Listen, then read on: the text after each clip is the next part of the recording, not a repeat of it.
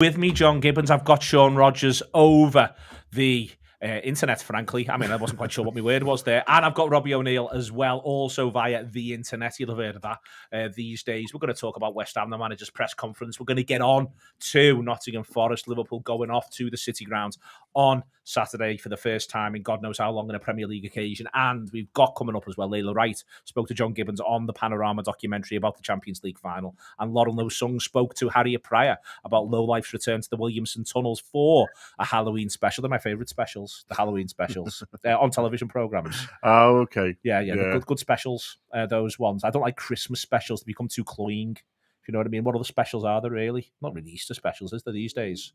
Maybe you can bring them back. Valentine's Day specials? Yeah, they're there. They're there and thereabouts. Anyway, Halloween, the best one, and it will be the best one on the Saturday, the 29th of October in the Williamson Tunnels. But all of that is to come if you listen to this as a podcast. If you are watching it on TAW Live, you're not going to get those middle bits, so maybe you'll do belt and braces and come back round. But we are going to get stuck into West Ham United first and foremost. And Robbie, Darwin Nunez, it was wonderful to see. He was just so exciting. I mean, this is not, this is not some sort of sophisticated football chatter. Effectively, a football match happened, and one man, very much for 55 minutes, dominated the football match. Was absolutely compelling. Loved him to pieces. He's like a 6'3" Kevin Keegan. His enthusiasm holds no bounds, and I think that's the thing that really jumps out for me. Is like when he's on the pitch, it's like, I think the other night you could just see that he was thriving just on being there and just having the crowd backing him. He's such a maverick that it's mad, because you can't you just can't place him in a box, can you? Because in many ways he looks like, he's just like a typical target man, which kind of his goal kind of points to, but it's just the audacity of some of the things he's trying. And what I love about him is it's like strong. He doesn't care if he fucks it up. He just wants to fucking try things out. It's like strong but wrong sometimes. Do you know what I mean? Like, even the other night, that shift against City, it was like, I don't give a fuck. I like the idea of this. You know what I mean? It goes tits up, but then you see the other night how mercurial he can be. Like that second effort where he took it on his chest and hit it on the half volley was just like, that was, I mean, it was Suarez-esque, and I'm not like referring to that just because of like the shared nationality. It's just the flair of him. He's like, in many ways, he's kind of like, I'm not saying he's like, he's kind of proving his price tag or anything like that, but he's the type, when players like that are the type of player that you want to see playing for your football team, who can excite you and who can just like take something out of nothing. And he's just a maverick. I loved watching him. Loved it. Robbie's just framed that there in a really interesting way, John, because what actually occurred to me when Robbie was talking was, I certainly wouldn't want to watch him play for any other football team, and not one I was about to play. That would be one of my takeaways. I'd be going, I want no part of this. Can this stay away from us, please? Because that was, imagine being Steve Cook, and he is the Nottingham Forest defender I pick on at all times, though it is worth remembering he's younger than Craig Hannon. Imagine being Steve Cook with this about to come to your gaff at the weekend. You'd just be thinking, I'm all right, thanks. Well, you noticed that, I thought, with West Ham when he went off, and we went sort of slightly more defensive, but I think generally their defenders was like, it was a big relief. Do you know what I mean? And they stepped up a little bit and got into sort of the game a little bit more. I mean, it wasn't the only sub, so it's hard to sort of pin it on too much. But I certainly think the defenders relaxed a lot. They could push up a couple of yards, I think, or they could put the line where they wanted to put the line. Yeah, and I think because he doesn't give you a minute's peace. And with everything that he's doing, his movement's so good off the ball. His Harry and I thought and pressing was really impressive, and he's just always trying to score in a sort of really basic way that I'm into. He's just always trying to score, and yeah, I thought it was a really good performance. It was interesting. Jürgen mentioned something that I'd sort of forgotten, because it was a bit of a throwaway statement, but I've just sort of recalled it. Before this, looking at the agenda, it was either before the West Ham game, or it might have even been before the City game, but he talked about Darwin Nunez, and he said he definitely feels part of the group now.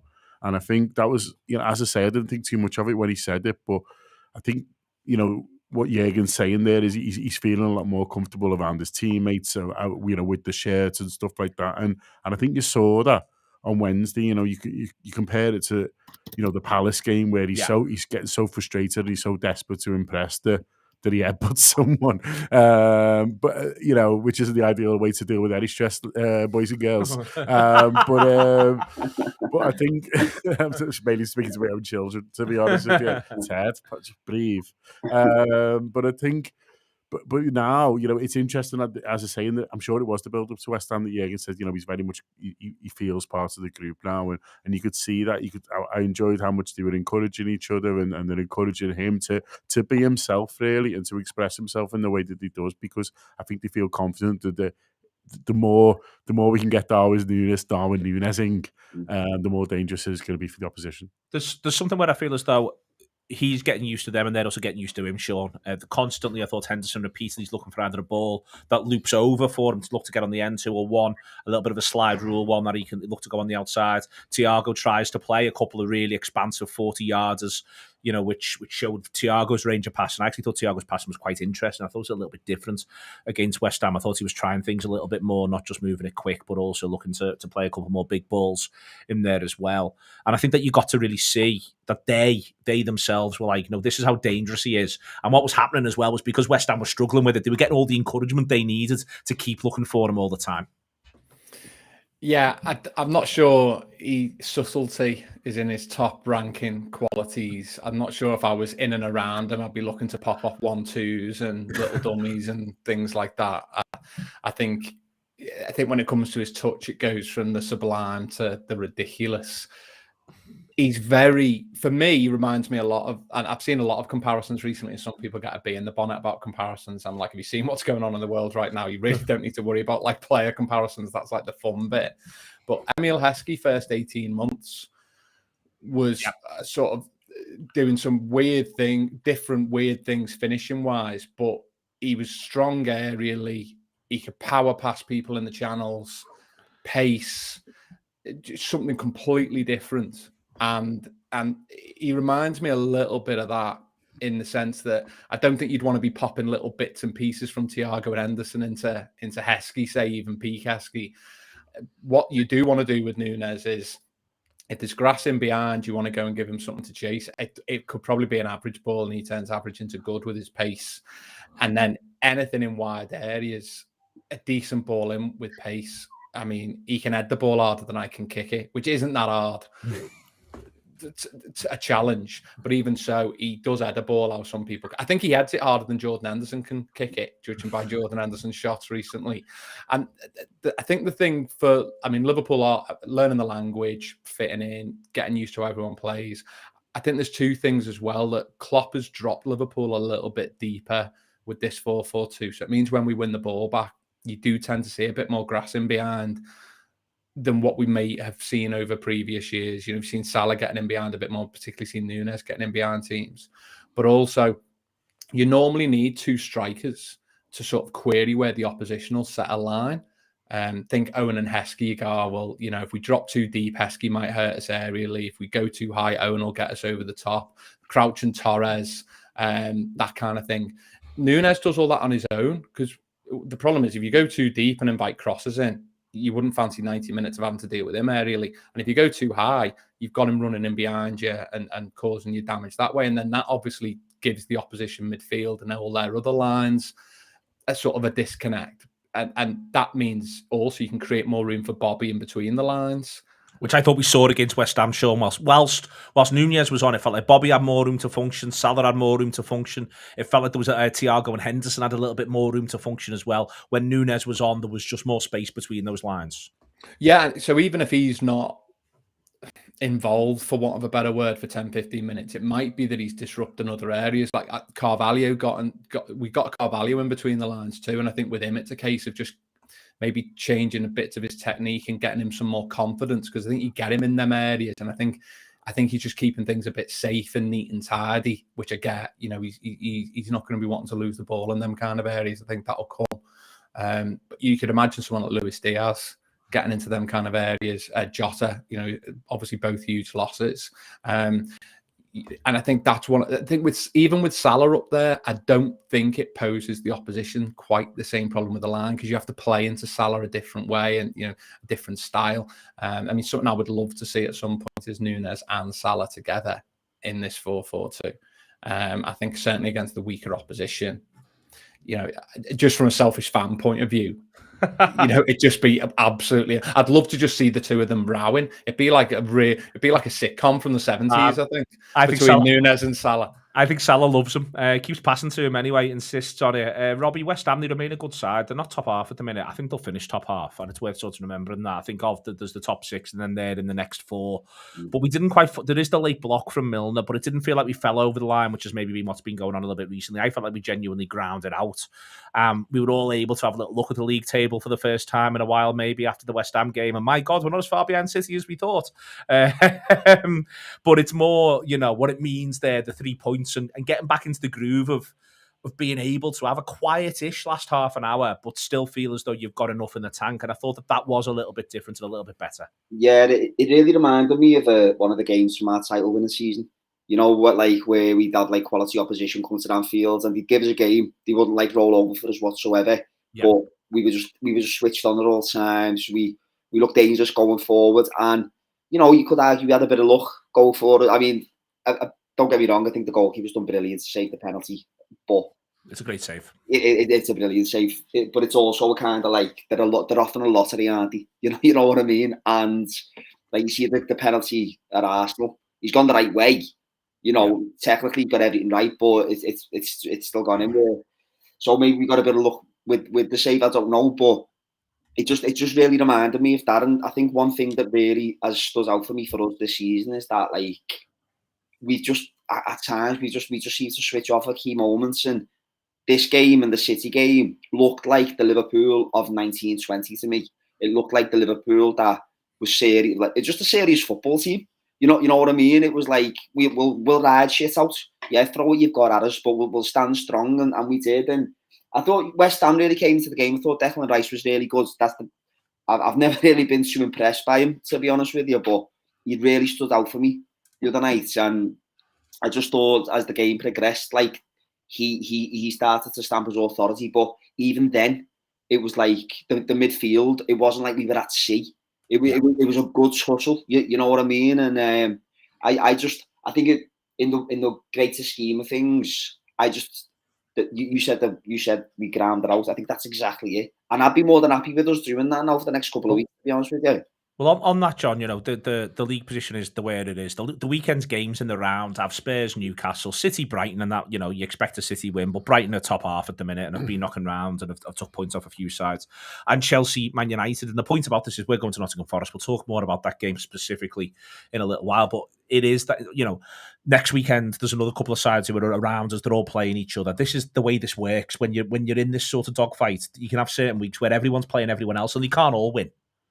No, and I read your email either today or yesterday around sort of fixtures, and you don't want to sort of moan about it too much because you're not playing well. But we have had a tough start to the season. If you look at the fixtures that we've had comparative, to the other teams at the top, and eventually they've got to play these teams, and it looks like for a few of them it's now whereas we've got a run which on paper looks like a lot of winnable games really. So there's a chance for us to you were just saying there, the table doesn't look too bad at the moment, and it certainly, doesn't compare to how it did look, at one point. Whereas, there's a chance that going into the World Cup, it's looking sort of stronger again. And even coming out of the World Cup, John, it's Villa, Brentford, and Leicester are the first 3 back after then. And listen, they might all be in different places, and Brentford are playing quite well. 2 of them will have different managers. You'd have thought so.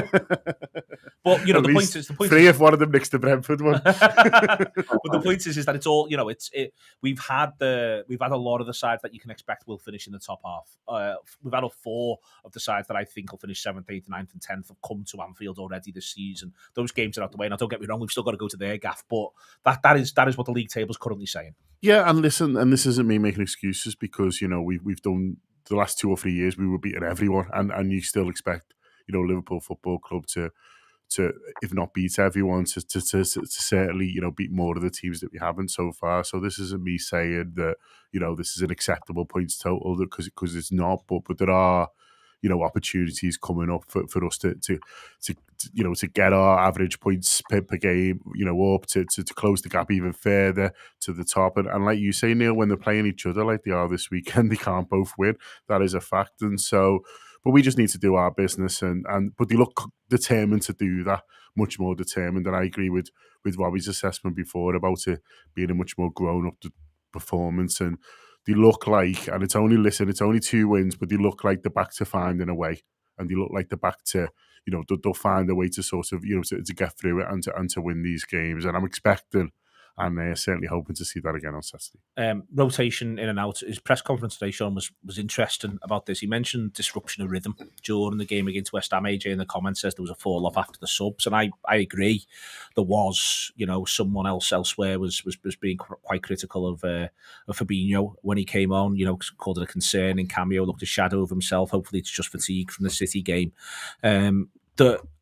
There's a lot in there. There's a lot in the Fabinho question. There's also a lot in the question there around just what it means to make 3 subs. How often have these footballers played games in their lives where 3 subs get made on 55?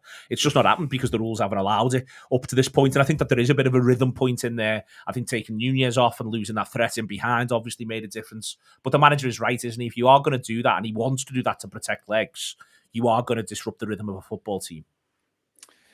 More likely than not, yeah. It's not just the 3 subs. You're moving Salah up, and obviously the way that the system was from Klopp the other night, he's very much tried to do a sort of 3-2-5 with the ball, where when we had it, Carvalho could go where he wanted. And I think when Jones has come on, he worked really hard, but I think he didn't quite make them same sort of movements when he came on, and that might have been on instruction as well. They might have just wanted that to be a bit more rigid, to be fair to him.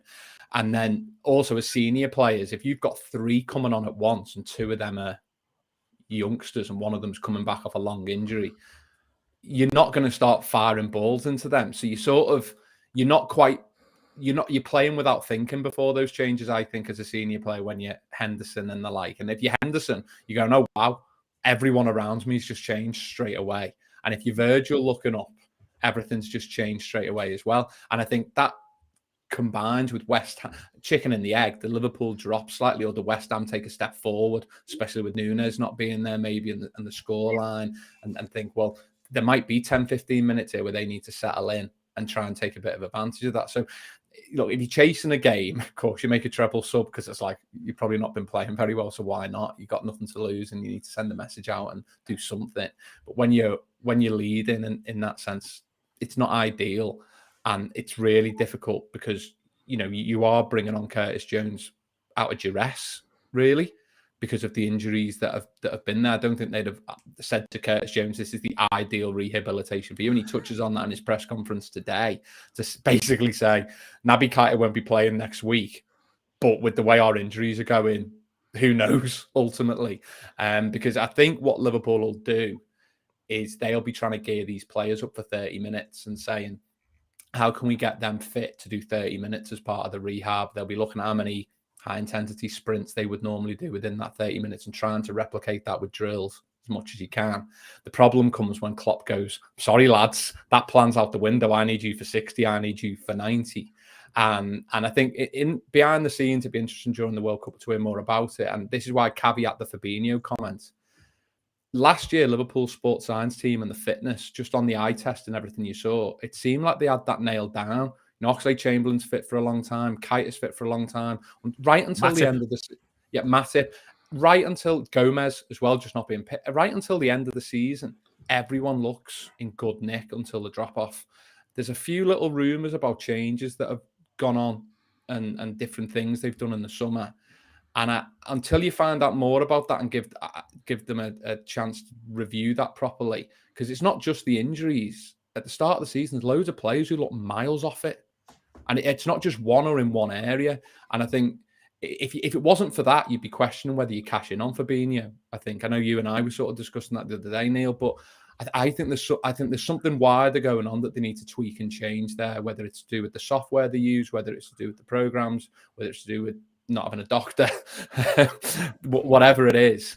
I think until Liverpool sort that, I don't think it's fair to judge your Fabinhos and everyone else especially now with the injuries, the load that everyone else has got to carry is greater. The manager's got to tiptoe through this next couple of weeks now. Well, on the tiptoe, Robbie, he mentions that Keita, you never know, could be next week. He certainly wasn't saying it's all the way now to the World Cup. He was pressed on that point in the press conference. That to me also suggests that Oxlade-Chamberlain could feature this week. Not to say I think he'll start or anything, but it wouldn't surprise you. It was interesting. He was getting highlighted by the club social in the midweek as well in terms of what he was doing. I think 3 to 5 changes game to game at the minute is what we can expect. And listen, I think it's going to be tough at the City ground. I think they're going to want to try and be like Goodison Park. Don't get me wrong. And we'll come on to do more of that in a minute. But my point is more, I think that, he's got a couple of games coming up now where maybe, just maybe, he can decide to have a little look at a couple of players either off the bench or in the from the outset. I think he'd probably quite like to get sufficiently ahead in a couple of games, don't get me wrong. But I reckon we might see a few lads get another half an hour. It wouldn't surprise me, I'm saying it, to see another triple sub on 60. No, absolutely not. I think, as pointed out there, as Sean pointed out about Fabinho, he does look tired, so you can't really make a sweeping judgment about him. Oxlade-Chamberlain in particular looks as though he's chomping at the bit. I see in some of the socials he put out this week at his shooting practice, and he just looks really intense. He looks like he's training with real intensity and and a focus. And I know the thing is when these lads do get dropped back in, you kind of expect to see kind of big performances from the pair of them, and not necessarily just because they're getting back in the team. I think they're both thinking about the long-term futures. Both those lads, they're both out of contract in the summer, and ostensibly you've got to make every minute that they get on the pitch count this season to put themselves. You've just got to assume that they're not staying, the pair of them, and they're going to want to put themselves in the shop window. So it's in their interest to actually, to try and hit the ground running if they do get in. So whether the manager might take that into account when he's thinking about who he's going to pick, I don't know. But I think the midfield is it's such a conundrum for me, because it's so obvious to us who our 3 strongest midfielders are at present, but they, as a 3, they haven't quite fired this season. I wouldn't be surprised if Curtis Jones started this week, simply because I think he'll start on. I think he starts Saturday, or I think he starts in Amsterdam. And it's worth remembering, a couple of years ago he was great in Amsterdam in Europe. It wouldn't surprise me if he starts either the next 2. And I think my money's on Amsterdam. He scored a winner, didn't he, against them? He scored a winner against Ajax, and he's not out of place in the game. That's going to be a very technical game. I think it'll be a very different game to the Forest game. I think that they're just going to try and put it up us and try and get into us and bully us in the way we have been at times this season. But so maybe not. But I think with Klopp is I really feel for the manager this season, because every turn he's made with the midfield something else seems to happen. Even the Arthur thing, you get a midfielder in last minute on loan. It's obviously not the midfielder that they've been stacking all summer, and then he's out for 4 months, so we can't even shuffle the deck in that respect. So whether it's a formation thing, I don't know. He might. I think you will see that triple change, but I wouldn't be surprised if that triple change also accommodated a change in a formation, if that makes sense. We talked about that today, John, in his press conference. He was, closing gaps the weeks before, not on purpose. We played a specific system. He went on to say that's why we had to change a big thing and to start thinking new about it as a group, and not telling him you do it differently, because it's always a row of things that happen, different things that happen. Then that's why we had to do it slightly differently. It's not actually a big change, but it's a change of responsibility slightly. It gives us so far more stability in different moments. Will we always play like this? In the last game now, to get stability again, we changed to a 4-5-1 in the last few moments, so that's possible still. He's not nailing his colours to the mast there, but he's interested in the press conference, isn't he? That he's this idea that rather than get 4 or 5 of them to think about changing a little thing back to the way in which it was, he's sharpened them all by making a relatively bold change. I think it's quite an interesting little bit of management he's ended up settling on there, and that he's prepared to be honest about it is also quite fascinating.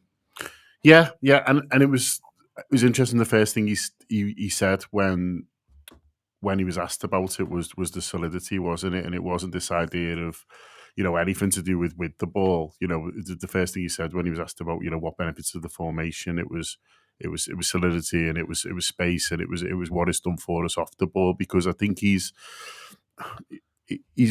he's almost felt, and I think he's right if he does, that, you know, we will create chances. You know, we've got these good attacking players, and so even if the attacking play isn't quite as fluid as it's been over the years, and you know, we're not you know, quite as unpredictable, and we're not interchanging and stuff like that, he still backs the footballers on the pitch to create chances, and because of the quality we've got to score goals. And so, you know, he's looking at it very much as well, this is making us tougher to beat at the moment, and we'll build from that, and then eventually, hopefully, we'll be able to move to something, you know, a little bit closer to the all fireworks, you know, all conquering formation. He says, Sean, just last round this up, you know, when you get used to things, you lose a little bit the desire for the detail. It's a really interesting little bit of language he uses there. When you get used to things, you lose a little bit the desire for the detail. It feels as though he's ended up with them, you know, when things haven't been great for the first 6 or 7 league games. Where he's got to with them is, what I need to do around this is I do need to find a way to knock them all, every single one of them, out of a little bit of almost mental complacency, not a complacency like, oh, we're always going to win, but getting them out of a comfort zone, getting them back fully engaged, and I'm struck by that, by the openness of that there today. Yeah, I think actually he's getting. It's funny at times. I feel like he's getting more and more open in the press conferences. Then I feel like he realizes he is, and then completely reins back for a bit and goes completely. Shuts everyone down for 3 questions. Yeah, there's a little clap in there going, "What are you doing?" There's a Jose Mourinho thing when they go, and I think they win the treble when they win the European Cup, and they win the European Cup playing a 4-4-2 diamond. And the pre-season before, he felt things were just going a bit stale in training. They played 4-3-3 for ages, and his own coaching staff were like, "We're a bit bored. The sessions are the same. We're doing the same. We're asking them to do the same." And he was, let's jazz it up then and play 4-4-2 diamond. Now he can get away with that because they can go and play that in the Portuguese league for 3 months and not really worry about it. But little differences. It's not that different a system, but the way that he played it anyway. But it sparked them. It made everything a bit different. And I think with this, like, we all label a system in terms of what it goes on the board or the graphic or whatever. I think the main thing he's done, as John rightly said there, is he's gone, how can I shut these gaps? And he's basically gone, your centre-backs can have it. We're going to let our 2 strikers screen the midfield a bit and just vertically try and close that space from their midfield to their attack. And then in transition, I think it's been really noticeable that he keeps Trent back now. We haven't seen Trent drifting into that right-hand side centre mid-channel or centre forward as he did at times. It's been very much a 3 sort of 2-5. And when we lose it, they can get up the pitch a little bit against us, but we've got Virgil, Gomez or Matip and Trent back there, and you haven't seen teams getting in behind us as much in transition and getting him. Everything looks a bit more compact, and I think in the short term that makes loads of sense. I think as you saw at Arsenal, the problem comes 20 minutes to go. I think you're looking at the technical area a little bit to go, all right, I mean, are you sure you want us to let their centre-back and keeper just have this now? Because we need this plan B. And there might be other games where even at 0-0 in the first half, you want to sort of go for the throat a little bit more. And I suspect they're just thinking, get to the World Cup, and it gives us plenty of time to decide whether we go back 4-3-3. For now, we just need to stick with this, and there can't be any gifts in the first. Well, there can't be any gifts at all. But in the first half of games with this kind of a system, you can't offer any gifts. I think it's a bit like the Houllier system. I think it's really important you get the first goal. Okay, excellent stuff. Listen, the panorama this week was must watch. Layla Wright speaking to John Gibbons in a second or two on it all, but everyone who's watched it's very much engaged positively with it. Wonderful work from Layla. Here she is speaking to John, and then after then, we've got Lauren Lowe Sung speaking to Harriet Pride about Lo-Fi's return to the Williamson Tunnels for the Halloween special. That back-to-back, but here in a second or two, we'll be back with you talking about the game against Nottingham Forest.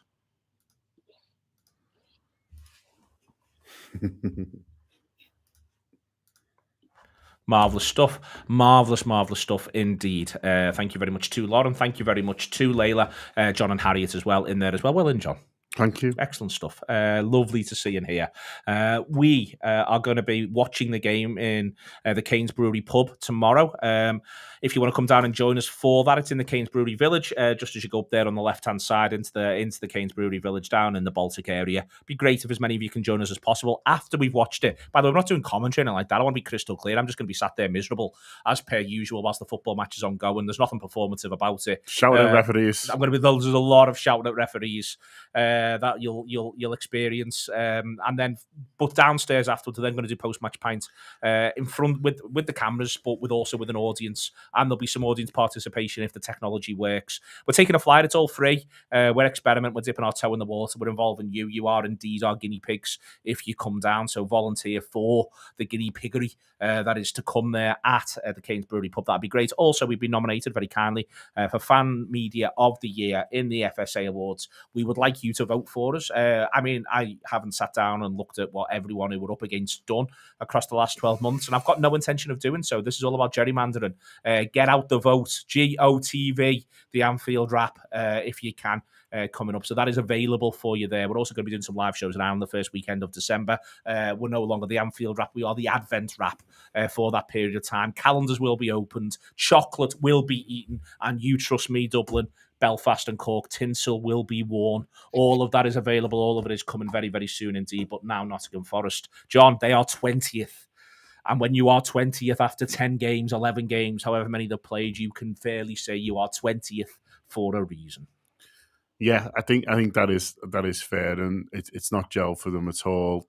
You know, they've used, you know, an extraordinary amount of players, you know, already so far. I think the shout on the pre-match warm-up was 25 players that they've used so far this season, and you know, it's tough. It's been tough for the manager, hasn't it? You know, I think he could have expected a little bit more from some of the bigger names. I think it's fair to say, you know, you look at how well, for example, Jesse Lingard did at West Ham, and it's not really got going for him at all yet at Forest. Sort of a few others who've come in with reasonable reputations have not sort of happened for them yet either. Nico Williams is doing all right every time I see him, but you know, it's busy works hard, got pace. Yeah, exactly. But I think, you know, they have found it tough. And listen, when they beat West Ham early on, I thought, that they're going to have a good go here. You know, the atmosphere was incredible that day, and they really sort of used it. And Big Taiwo, who we know from his,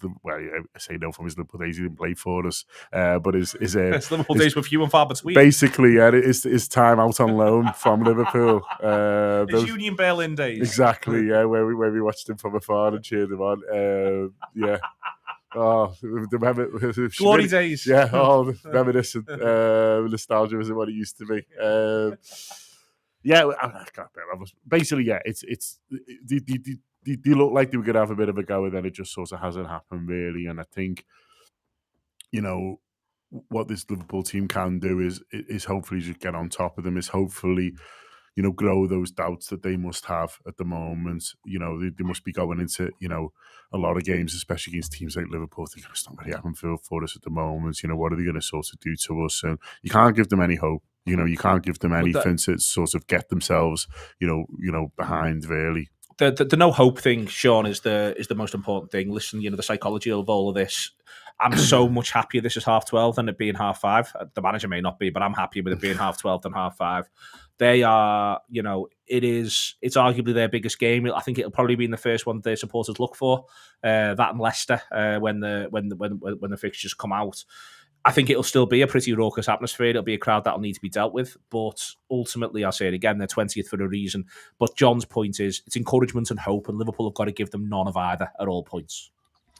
Completely agree. One slight thing, though, I wish we'd played them a few weeks ago because they've tightened up and they've changed a few things. They're not looking to get on the ball at all and play. They look to become a very deep line, passive. They've gone a bit Moisey in a way, so passive, deeper, counter-attack. They've gone away from home now to Brighton and Wolves and conceded a penalty, I think. I think they've only conceded one, but pretty solid at Brighton. The game against Villa at home, all right, it's Villa.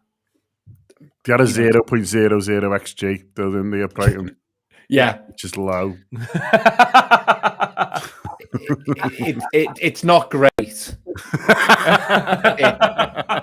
There's a Really list relying on them kicking it in for goals. Yeah, unless you're Frank Lampard, there's a list of things you want, and that's not. And I actually think Frank Lampard's like, that's one of our KPIs, boys. We want both teams to have 0.00, and it's bonus time. With Forest, I think it'll be interesting what they do, because it's a free hit and he's got the crowd there, and it's been a bit miserable for them. So I suspect he'll go with what he's done for the last few games. He does not need a hiding. It's only good him saying that. It's trying to get 11 of the 30 odd that he might pick to not get a bit hyperactive during that period as well. And like you say, you can't give any encouragement, because the crowd will get up and the players will get up. And again, it's a free hit on the TV, and it's one of them games where it doesn't really matter what they're doing. It's early enough in the season for them to treat this like a bit of a cup tie, and they're not far away and detached from people to, I don't think, have damaged confidence too much. I don't think Liverpool need to get out and start fast. I think for the first 50 minutes, Liverpool just needs to do absolutely nothing stupid, and the ball doesn't go near our penalty area, and that's fine by me for the And first the ball moves fast, though, Sean. I don't think they don't have to look to push to score. What I thought they did brilliantly against West Ham was the ball moved fast. The ball didn't stay. The ball did the work. The players weren't charging around like maniacs, with the exception of the big fella. Everyone else, the ball just did the work all the way through. And that's what I think they need to do here as well, and just put that doubt in their minds. You can't live with this pace. And something they've done better for me is that they've played fast and loose in the right areas, so that if we are going to lose it, we're losing it in the right areas where we've got a bit of cover and we can deal with it there. And we need to go into this game with variety. You know, we need to hit a few of them diags, a few long balls. You know, even if the big fella's not playing, we need to get territory early doors. And it doesn't matter if the first 10's born, as long as they don't get any stupid free kicks around our box, set pieces, get the crowd up, give them a bit of belief. You want them thinking after 10 minutes, we're not really getting much of a kick here. You want to think after 10 minutes, Robbie, we'll have half time. To do that, then what's his team? I mean, he does Thiago on 55, which I think says to me, we're going to be seeing Thiago. There's a bit of, the manager says that obviously he was feeling his hamstring a little bit, the big man. So, that you feel as though he possibly wouldn't gamble, but it wouldn't surprise me if this is it. He was feeling his hamstring at half time, but he was still prepared to give him the first 10 of the second half. Suggests to me that that's about as light touch as it gets within there. What are you expecting as the team? I think Robertson will come back in the back four. What are you expecting, Robbie? I think Robbo left back. I think Kanate, he's not back, is he? He's still out. No. So I think he'll persist with. Obviously, he's going to have to persist with Gomez. But I thought Gomez did really well the other night, with the exception of the mad penalty, which he just fucking decided to choke out. And yeah, so I think the back four strengths as well. So yeah, I think the back four will be what it would be. And I think, as you said before, Neil, I think the midfield thing's going to be. I think you'll see a lot of.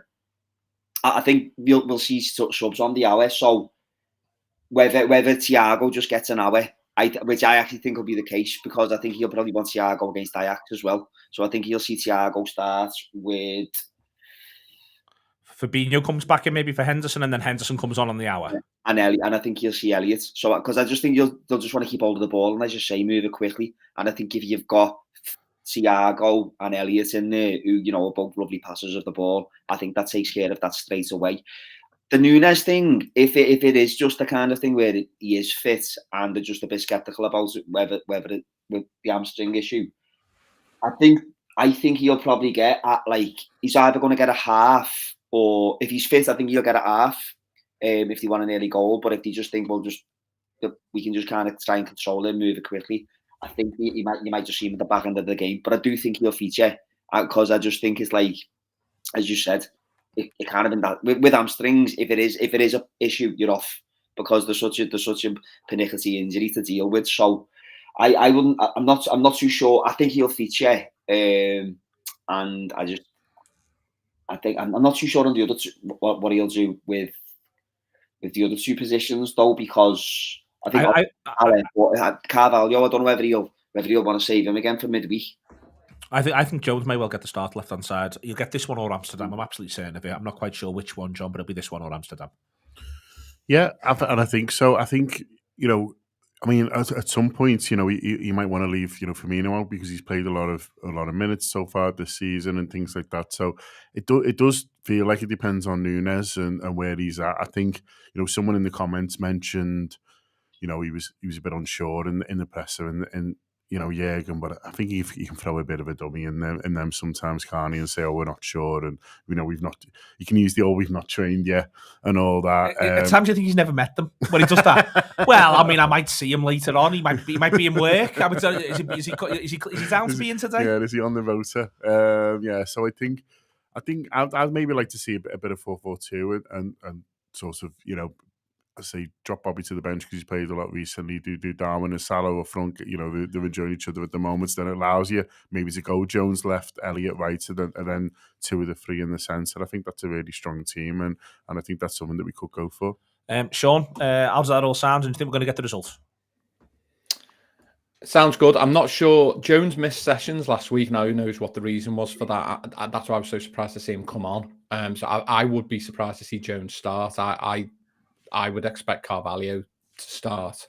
I do not expect Nunez to be near the place in that if you take his comments at face value, he had treatment yesterday and hadn't had the green light, which it's speculation, but you get the feeling they're like, we need to figure out what's caused this and we don't really know. Could just be one of them things. It's tightness and hopefully it is. And then they might start him if today they go, listen, it was just one of them things. But if you think it's to do back, calf, anything like that might be a problem. And I think we'll win. I think we'll win 2-0. I think it'll be pretty boring. I don't think it's going to be a trying to get people down Kane's Brewery, yeah, Sean. That's going to be amazing. Like that's the bit to go to. Like that's the big bit. That's the spirit, Sean. But the fixture itself will be the prelude to the main course, which is Kane's Brewery. Excellent stuff, Robbie. We're going to win. Yeah, 2-0. Yeah, I think 2-0, yeah. Wow, a lot of 2-0, a lot of 2-0 love for the Reds. I do sort of wonder what happens if it is 2-0 on 60 minutes. And if both sides say that will do us all, thank you very much indeed. Forest have already got the worst goal difference in the league. They do not need that to be any worse indeed. Thank you very much to Layla and Lauren Harriet. We've had John here and there as well. Also, Robbie, Sean, it has been your tour live this week. Thank you very much for your comments as you're rattling all the way through. Just do all the things we ask all the time. Although I thought the Anfield Wrap sort of comment there got a bit moody at one point. Look at this, John. Look at that. Was that you? Was that you on your phone? Look at that. No. Calling people out. That's been so live anyway. That didn't really work as an M piece for the podcast, but we'll all be fine.